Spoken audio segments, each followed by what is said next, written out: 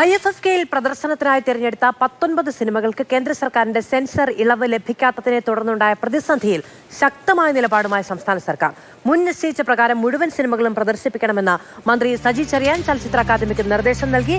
രാഹുൽ നാഥ് വിവരങ്ങളുമായി ചേരുകയാണ്. രാഹുൽ, ഈ ചലച്ചിത്രമേളയുടെ മുഴുവൻ അഴകിനെയും അതിന്റെ ഉദ്ദേശ ലക്ഷ്യങ്ങളെയും ചോദ്യം ചെയ്യുന്ന തരത്തിൽ അത് പൊളിഞ്ഞു പോകും എന്നൊരവസ്ഥയിലേക്ക് കാര്യങ്ങൾ എത്തുന്നു. ചിത്രങ്ങൾ പ്രദർശിപ്പിക്കാൻ കഴിയുന്നില്ല, അതുമായി ബന്ധപ്പെട്ട അനുമതി ലഭ്യമാകുന്നില്ല. ആ നിലയിൽ സംസ്ഥാനം ഒരു കടുത്ത തീരുമാനത്തിലേക്കാണ് പോകുന്നത്. ഇതിന്റെ ഒരു പിന്തുടർച്ച എങ്ങനെയായിരിക്കും?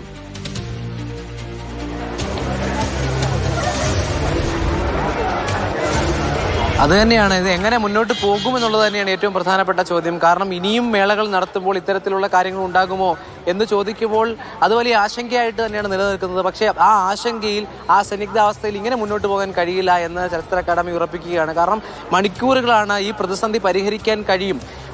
കേന്ദ്ര സർക്കാരുമായി ബന്ധപ്പെട്ട്, അല്ലെങ്കിൽ പ്രത്യേകിച്ച് ഇൻഫർമേഷൻ ആൻഡ് ബ്രോഡ്കാസ്റ്റിംഗ് മന്ത്രാലയവുമായി ബന്ധപ്പെട്ട് ഒരു ആശയവിനിമയം നടത്താം, എന്നിട്ട് തുടർന്ന് അനുവാദം വാങ്ങാം എന്ന തരത്തിലേക്കൊക്കെ ചിന്തിച്ചെങ്കിലും മണിക്കൂറുകളാണ് ആളുകൾക്ക് സിനിമ കാണാൻ കഴിയാത്ത തരത്തിലേക്ക് കാര്യങ്ങൾ മുന്നോട്ട് പോയത്.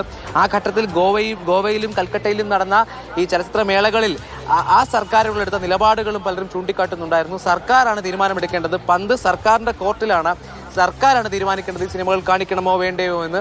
ആ തീരുമാനം എന്തായാലും ഉണ്ടായിരിക്കുകയാണ്. വലിയ ആശ്വാസം ഇപ്പോൾ എന്തായാലും അക്കാദമി, ചലച്ചിത്ര അക്കാദമിയുടെ ഭാഗമായി നിൽക്കുന്ന ഭാരവാഹികളുടെ മുഖത്ത് കാണാം. കാരണം അവർ മുൻപ് സംസാരിച്ചതുപോലെയല്ല നമ്മുടെ കാര്യങ്ങൾ സംസാരിച്ചത്. വലിയ ആത്മവിശ്വാസമുണ്ട്.